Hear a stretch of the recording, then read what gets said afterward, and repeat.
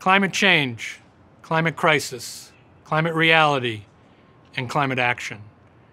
We've all heard a lot about the challenges and the problems with climate change. But this summit is about action. Often people ask, are we ready for action? Do we know what we're doing? Well, the reality is we don't know everything, but we have no more time to wait. We cannot sit around discussing and debating solutions. It is a time for action.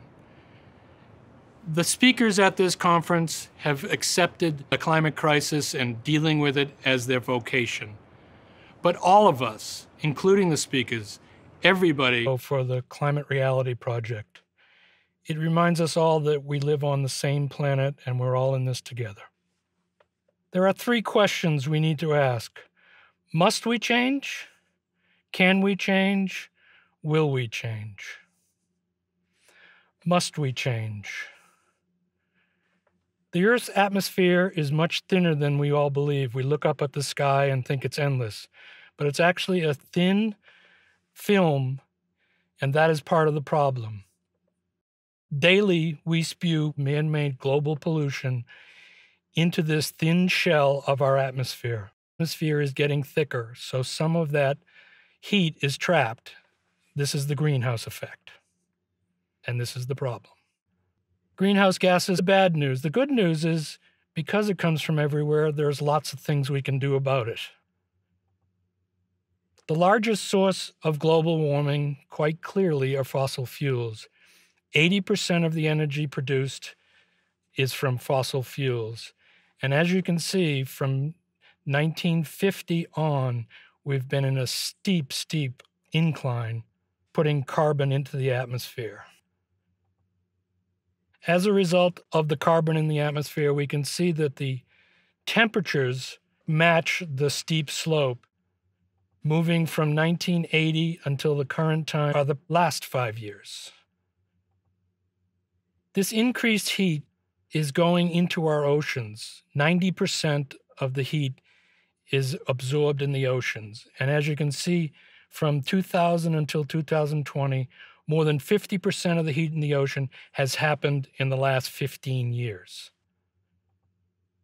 It is the heat in the oceans that causes our violent storms. This is Hurricane Florence. We all remember all of the hurricanes this year and previous years, Sandy, that devastated our area. The storms are bigger, more violent, they last longer, and they're more frequent. I'm sure that we've all noticed.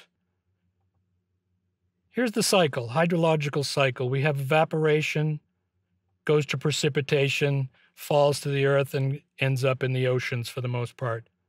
What we're having with the increased temperature in the oceans is there's more evaporation, and the temperatures are warmer, and warmer temperatures hold more moisture, so that when we have a rain event or snow event, precipitation event, there's much more volume and much more violence. Here's a shot of a superstorm. We will notice around here these cells that we have, these that just touch down, the small cells that have gone throughout this area, taking down. This graph shows weather catastrophes, extreme temperatures, droughts, fires, floods, mudslides, storm. As you can see, from 1980 until current, it just keeps growing and growing. This is from the insurance industry. The last 2 years have had $160 billion in damage for 2018 and $140 billion in 19. This is a glacier from Greenland. That first shot is from 1935, and this one is 2013. What once was a glacier in less than 100 years is now a river. And if you're listening to the news, you know that Greenland and the Arctic are losing ice mass at billions of dollars. You see Miami and the Newark area, because of all the real estate and activity that it's at low-lying areas, we are in great danger of major, major problems. The Department of Defense has been watching the environment for around 2005 and has had a steep increase. and the growth more to come.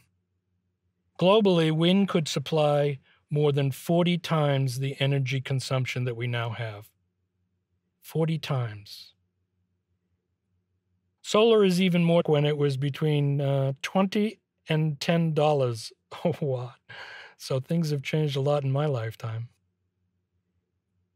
Enough, all we have to do is harness it.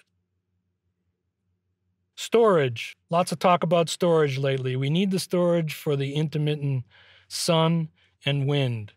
Sun and wind are doing a great job, but unless we can figure out storage, we will lose a lot of that. And storage has doubled in the last 5 years, and projections are that it's just going to keep going. I'm sure you've all done LED lights, but this lunch, if things make sense and they're reasonably priced, they will be adopted. Here's a small list of auto manufacturers that are moving toward electric vehicles. Some with the intention to be fully electric fleets within the next decade. So can we change? Yes. Now the question is, will we change? You will hear a lot at this summit about renewable resources, clean energy. But did you know that we all have renewable resources at our command? Our voice. We can speak, we can ask, we can demand. Choices. We can buy products, this product or that product. We can invest our money in certain places that help the environment. And we can vote. We can vote for people that care about the environment and care about our local economy.